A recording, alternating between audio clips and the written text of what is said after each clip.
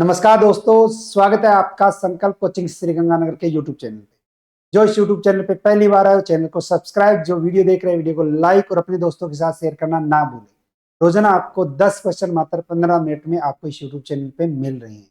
रोजाना एक क्लास लगाया करें। करंट अफेयर्स की मासिक पत्रिका का चौथा अंक जो है वो मार्केट में उपलब्ध है। जो अपने शुरू की थी सीरीज अक्टूबर से, अक्टूबर का डाटा नवंबर में, नवंबर का दिसंबर में, दिसंबर का जनवरी में, जनवरी वाला फरवरी में। चौथी पत्रिका जो है वो अपने मार्केट में उपलब्ध हो चुकी है। क्योंकि इससे पहले जो 7:15 बजे क्लास लगती है वो राजस्थान करंट जीके की लगती है, वो भी लगाया करें। शुरू करते हैं क्लास का पहला क्वेश्चन। 2023-24 में सर्वश्रेष्ठ इंटरनेशनल क्रिकेटर के लिए पाली उमरीगर अवार्ड किन खिलाड़ियों को प्रदान किया गया? कौन सा अवार्ड? पाली उमरीगर अवार्ड। किस क्षेत्र के अकॉर्डिंग? तो इंटरनेशनल क्रिकेटर के लिए दिया जाता है खिलाड़ियों को। और ये खिलाड़ियों में आते हैं दो नाम, जिसमें एक आता है स्मृति मंथाना। स्मृति मंथाना का नाम आता है। और इसके अलावा एक खिलाड़ी जिसका नाम आता है जसप्रीत बुमराह। जसप्रीत बुमराह। तो जसप्रीत बुमराह और स्मृति मंथाना, इन दोनों को जो है वो एक अवार्ड दिया गया। और ये अवार्ड दिया गया है सर्वश्रेष्ठ इंटरनेशनल क्रिकेटर के लिए, पाली उमरीगर अवार्ड। 1 फरवरी 2025 को बीसीसीआई एनुअल इवेंट में प्रदान किए गए Jasprit test cricketer of the year award भी जीत चुके हैं। तो test cricketer of the year का अवार्ड अगर देखें तो 2024 में किसे मिला? जसप्रीत बुमराह को मिला। उन्होंने पिछले आईसीसी की टेस्ट बॉलर्स रैंकिंग में 900 रैंकिंग पॉइंट जो है वो हासिल की। वह टेस्ट रैंकिंग में नंबर 1 गेंदबाज है। स्मृति मंथाना को 2024 से पहले 2018-22 में भी women's one day cricketer of the year का अवार्ड प्राप्त हो चुका है। फरवरी 2025 में केंद्र सरकार ने कितने नए रामसर स्थल जोड़ने की घोषणा की है? रामसर साइट पहले कितनी थी भारत में? 85। कितने नई जोड़ दी गई है? 4। टोटल कितनी हो गई है? 89। सकराकोटई पक्षी अभ्यारण्य कहाँ है? तमिलनाडु में। थेरथंगल पक्षी अभ्यारण्य कहाँ है? तमिलनाडु के अंतर्गत है।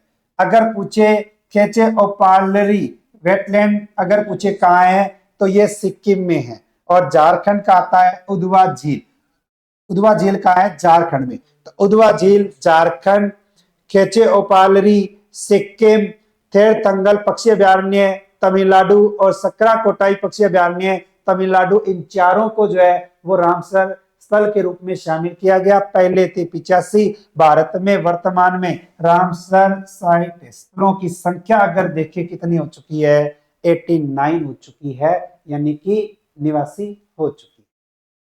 नेक्स्ट, छठी पुरुष हॉकी इंडिया लीग 2024-25 की टीम ने जीती। पुरुष हॉकी इंडिया लीग कौन सी? छठा आयोजन हुआ था पुरुष हॉकी इंडिया लीग का 2024-25। और ये अगर पूछे किस टीम ने जीता तो ये जीता है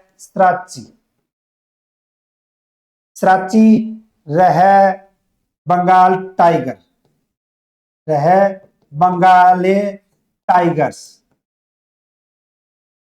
तो सराची रह बंगाल टाइगर्स, इसने छठी पुरुष हॉकी इंडिया लीग 2024-25 जो है वो जीत ली है।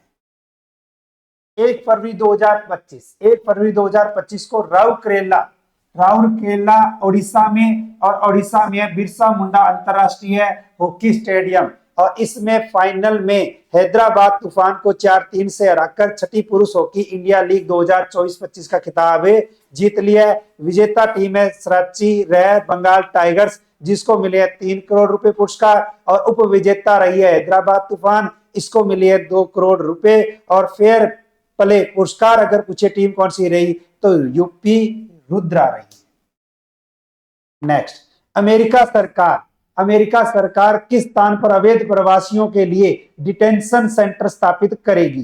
कौन सी सरकार अवैध प्रवासियों के लिए डिटेंशन सेंटर स्थापित करेगी तो अमेरिका। अमेरिका सरकार अगर देखे तो एक स्थान आता है और वो आता है ग्वातानामो। कौन सा आता है? ग्वातानामो में। और ग्वातानामो जो है स्थान, ये आता है आपका अमेरिका। और अमेरिका के ग्वातानामो जो स्थान है, ग्वातानामो बे जो स्थान है, इसी ग्वातानामो बे स्थान नामक पर जो है वो अवैध प्रवासियों के लिए डिटेंशन सेंटर जो है वो स्थापित किए जाएंगे। संयुक्त राज्य अमेरिका, यूएसए के नए राष्ट्रपति डोनाल्ड ट्रंप ने क्यूबा के ग्वातानामो वे में स्थित अमेरिकी नौसेना अड्डे पर 30,000 बिस्तरों वाली प्रवासी हिरासत सुविधा बनाने के लिए कार्यकारी आदेश पर फरवरी 2025 को हस्ताक्षर कर दिए। ग्वातानामो बे क्यूबा का है। किस देश का है? क्यूबा का है। लेकिन 1903 की संधि के अनुसार इसे संयुक्त राज्य अमेरिका को पट्टे पर दिया। इस संधि के तहत अमेरिका जब तक चाहे इस क्षेत्र में अपना सैन्य अड्डा बनाए रख सकता है या रखेगा। नेक्स्ट, देश में बिजली वितरण उपयोगिताओं की व्यवहार्यता पर भारत सरकार द्वारा गठित मंत्रियों के समूह में कितने राज्य सदस्य हैं? देश में बिजली वितरण उपयोगिताओं की व्यवहार्यता पर भारत सरकार द्वारा गठित मंत्रियों के समूह में राज्यों की संख्या अगर देखें तो राज्यों की संख्या आती है अपने 6 राज्य। 6 राज्य कौन कौन से हैं? तो उनमें आता है उत्तर प्रदेश, राजस्थान, आंध्र प्रदेश, तमिलनाडु, मध्य प्रदेश और महाराष्ट्र।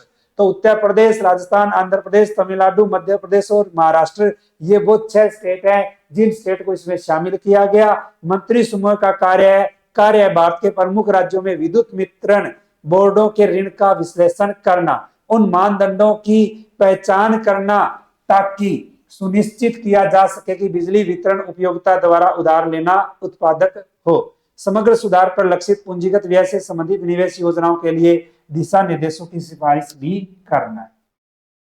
नेक्स्ट, विश्व उपेक्षित उष्णकटिबंधीय रोग दिवस 2025 का विषय क्या था?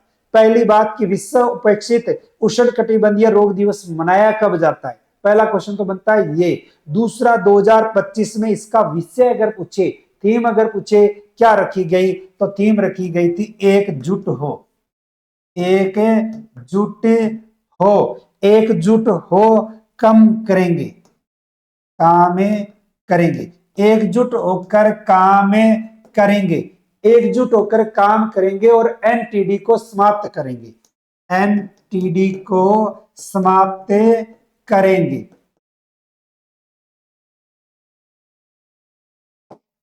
एकजुट हो काम करेंगे, एनटीडी को समाप्त करेंगे, ये विषय रखा गया था विश्व उपेक्षित उष्णकटिबंधीय रोग दिवस 2025 का। विश्व उपेक्षित उष्णकटिबंधीय रोग दिवस के अवसर पर दिल्ली स्थित इंडिया गेट को 30 जनवरी 2025 को बैंगनी और नारंगी रंगों से रोशन किया गया था। उपेक्षित उष्णकटिबंधीय रोगों के बारे में जागरूकता बढ़ाने के लिए हर साल 2022 से 30 जनवरी को यह दिवस मनाया जाता है। तो यह दिवस कब मनाया जाता है? 30 जनवरी। जनवरी 2025 में प्रयागराज महाकुंभ के दौरान हुई भगदड़ की जांच के लिए उत्तर प्रदेश सरकार द्वारा गठित आयोग के प्रमुख कौन हैं? तो प्रयागराज महाकुंभ में हुई थी भगदड़, उस भगदड़ की जांच के लिए जो है वो एक आयोग की गठन यानी कि स्थापना, जिसके तहत जो स्थापना की गई है आयोग की, उसका जो प्रमुख बनाया गया है, ये प्रमुख बनाया गया है न्यायमूर्ति हर्ष कुमार को। कौन है? हर्ष कुमार को बनाया गया है। न्यायमूर्ति हर्ष कुमार इलाहाबाद उच्च न्यायालय के सेवानिवृत्त न्यायमूर्ति हैं और अन्य सदस्य हैं पूर्व पुलिस महानिदेशक वीके गुप्ता और सेवानिवृत्त आईएएस अधिकारी हैं डीके सिंह। उत्तर प्रदेश योगी आदित्यनाथ सरकार ने 29 जनवरी 2025 को महाकुंभ भगदड़ जांच हेतु 3 सदस्यीय न्यायिक समिति का गठन किया। नेक्स्ट, 10वां भारतीय विज्ञान फिल्म महोत्सव कहां आयोजित किया गया? क्रमानुसार कौन सा? 10वां भारतीय विज्ञान फिल्म महोत्सव। और यह महोत्सव का आयोजन अगर हम देखें तो किया गया था भारत के सबसे छोटे राज्य और भारत का सबसे छोटा स्टेट आ जाता है आपका गोवा। गोवा के मुख्यमंत्री है प्रमोद सावंत ने 29 जनवरी 2025 को पणजी में 10वें भारत के विज्ञान फिल्म महोत्सव का उद्घाटन किया। 4 दिवसीय 10वें भारत विज्ञान महोत्सव का आयोजन 29 जनवरी से 1 फरवरी 2025 तक किया गया। नेक्स्ट, 2025-26 के लिए भारतीय रेलवे परिचालन अनुपात का लक्ष्य क्या रखा गया है? 2025-26 का जो लक्ष्य रखा गया है वो रखा गया है 98.43%। 98.43%, यानी कि 100 रुपए में से 98 रुपए तो जो है वो खर्च हो जाते हैं रेलवे में। रेलवे कमाई करता है तो उसमें 100 में से 98 तो खर्च कर देता है। तो रेलवे परिचालन अनुपात का जो लक्ष्य है वो है आपका 98.43%। 2024-25 में ये 98.90% अनुमानित है। 2025-26 के लिए पूंजीगत व्यय लक्ष्य रखा गया है 2,62,000 करोड़ रुपए, जिसमें बजटीय आवंटन है 2,52,000 करोड़ और गैर बजटीय स्रोत है 10,000 करोड़। निर्भया फंड आएगा 200 करोड़। रेलवे आंतरिक संसाधन, केंद्रीय वित्त मंत्री है निर्मला सीतारमण ने 1 फरवरी 2025 को अपना लगातार कौन सा बजट पेश किया? 8वां बजट पेश किया, जिसमें पिछले वित्तीय वर्ष की तुलना में भारतीय रेलवे के लिए बजटीय आवंटन में अधिक बदलाव नहीं किया है और वित्तीय वर्ष 2025-26 के पिछले साल की तरह 2.52 लाख करोड़ रुपए का लक्ष्य रखा गया। नेक्स्ट, केंद्रीय वित्त मंत्री द्वारा किस राज्य में मखाना बोर्ड स्थापित करने की घोषणा की गई है? वित्त मंत्री कौन है? निर्मला सीतारमण। निर्मला सीतारमण ने एक बोर्ड के गठन, और वो बोर्ड है आपका मखाना बोर्ड। और मखाना बोर्ड जो है वो कहाँ बनाया जाएगा? ये बनाया जाएगा बिहार में। कहाँ? बिहार में। यह बोर्ड मखाना उत्पादन, प्रसंस्करण, मूल्य संवर्धन और विपणन को बढ़ावा देगा। साथ ही मखाना किसानों को प्रशिक्षण और सरकारी योजनाओं का लाभ दिलाने में सहायता करेगा। बिहार भारत के मखाना उत्पादन का लगभग 90% योगदान देता है। बिहार के अतिरिक्त मखाना का सीमित उत्पादन होता है असम, मणिपुर, पश्चिम बंगाल, त्रिपुरा और ओडिशा में। नेक्स्ट, आरएस और एसआई सीटी 10+2 और ग्रेजुएशन की अगर कोई तैयारी करना चाहता है तो ऑफलाइन बैच 11 फरवरी से शुरू होने वाले हैं। ज्यादा जानकारी के लिए संपर्क करें 98,750,73,725। और इसके अलावा पटवार, बीएसटीसी, प्रयोगशाला सहायक और चतुर्थ श्रेणी कर्मचारी, इनका ऑफलाइन बैच जो है वो अभी शुरू हुआ है। अभी भी आप इसमें ज्वाइन कर सकते हैं। ऑफलाइन बैच के साथ ऑनलाइन कोर्स और टॉपिक वाइज टेस्ट सीरीज जो है वो क्या रहेंगे? फ्री रहेंगे। इसके अलावा अपने मार्केट में 41 जिले और 7 संभाग के अनुसार मार्केट में आपको किताबें मिल रही है, जिसमें आपके राजस्थान सामान्य ज्ञान, ब्लैक बुक हो गया, जियोग्राफी, हिस्ट्री, कल्चर, जिला दर्शन, 41 जिले, चतुर्थ श्रेणी कर्मचारी, वाहन चालक, जेल प्रेरी, करंट अफेयर्स की पत्रिका, ये सब जो है वो मार्केट में उपलब्ध है। रोजाना क्लास लगाते रहा करो। जैसे जैसे आप क्लास लगाओगे अपना जीके जो अपडेट होता जाएगा। तो मिलते हैं कल नए 10 क्वेश्चनों के साथ। तब तक जय हिंद, जय भारत, नमस्कार।